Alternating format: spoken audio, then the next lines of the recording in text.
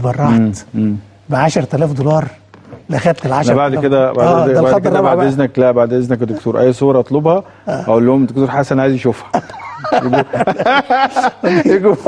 لا لا لا لا والله الزملاء في القناه الحقيقه، بس هو بدوي الافيه بيحكم يعني، لا ما نقدرش نقاوم.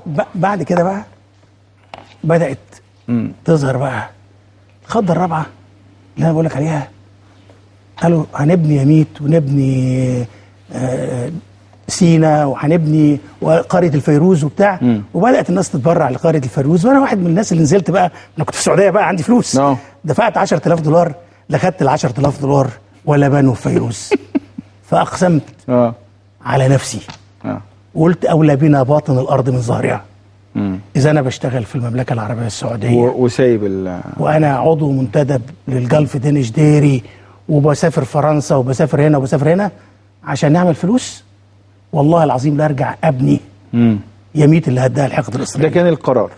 يعني احنا دلوقتي خرجنا من الفكره للقرار. اقسم بالله لا جدوى اقتصاديه ولا دراسه ولا اي حاجه ورجعت. طب التنفيذ بدا امتى؟ انا رجعت خدت عربيتي ورحت طالع على بمعديه بقى، معديه تقعد نص ساعه لحد ما رحت نزلت المحافظه بتاعه شمال سيناء. قابلني راجل محافظ محترم، رمز من الرموز الوطنيه، كان منير شاش. منير شاش احنا سمعنا يعني كان موجود من هذا الرجل من المجموعه اللي اتكلم. او ده المحافظ اللي لازم الناس ده نفسنا نتعلم. دول رموز محترمه. استقبلني منير شاش، قلت له انا عايز ابني يميت اللي هداها الحقد الاسرائيلي.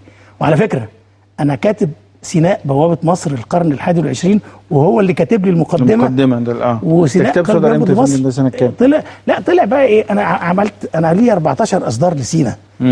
اهم اصدارين سيناء بوابه مصر القرن الحادي والعشرين وسيناء قلب ينبض لمصر. هو اللي كتب لي المقدمه بتاعه الكتاب وحكى القصه اللي انا بحكيها دي دلوقتي. فجاء قال لي لا يميت ولا بتاع، يميت مش على البحر، انا هجيب لك ارض على البحر وتعملها بدل يميت. وكانت سما العريش. واخد بالك ازاي؟ فاذا سما العريش ما هياش قريه سياحيه برضه يعني موجوده زي ما هي، بس وحاجات ولا زي ما هي؟ لا زي ما انقاض. لكن بقت سما العريش. سما العريش مش قريه سياحيه، سما العريش فكره متأصله جواك في حب للبلد دي وللمنطقه دي، ترجمتها لقريه. هي دي القيمه الحقيقيه بتاعت سما العريش. وبدات تشتغل في الاستثمار. اما رحت سينا بقى بدات اقرا كل ما كتب عن سينا دكتور محمد بكل لغات العالم. كل ما كتب عن سينا.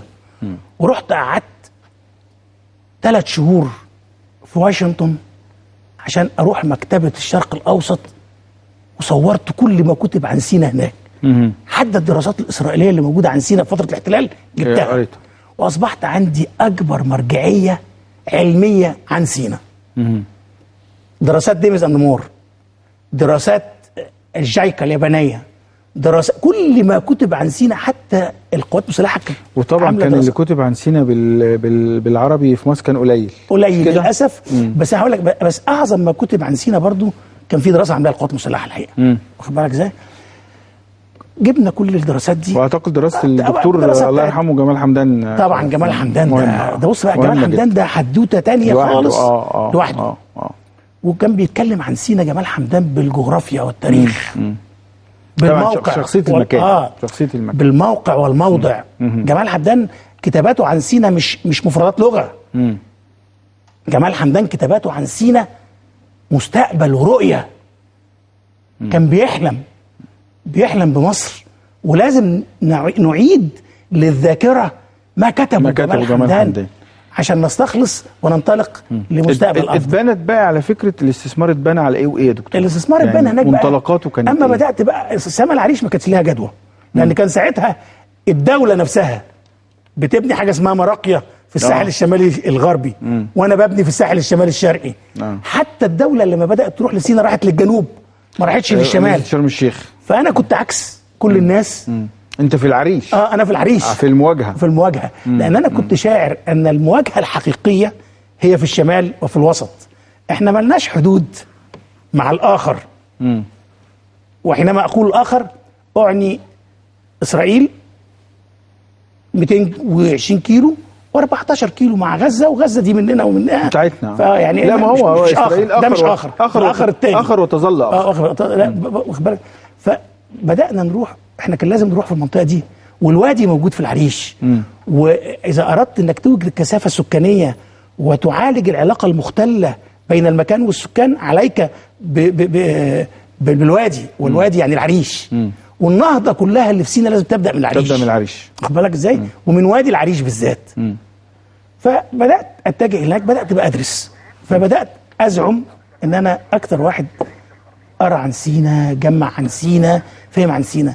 لكن هو الحقيقه اللي لازم اقولها لك، ويمكن اول مره اقولها، ان قد اطنان الاسمنت اللي انا عملتها في مصانع الاسمنت، لقيت صناعه الاسمنت صناعه حاكمه في البناء، مش بتاع اسمنت بس صناعه الاسمنت صناعه حاكمه في البناء، فلازم لازم تعمل عنصر الشحن عنصر حاكم في التكلفه. فاذا نقلتها هتتكلف كتير، فلازم تعمل صناعه اسمها صناعه اسمنت، ودي صناعه ثقيله. فبدانا بصناعه الاسمنت، لقيت ان اولاد سينا ليهم حق في تعليم مناسب، يبقوا مهندسين ويبقوا دكاتره ويبقوا صيادله ويبقوا اعلاميين. من اولاد سينا بيسمعنا الشيخ عيسى الخرافي.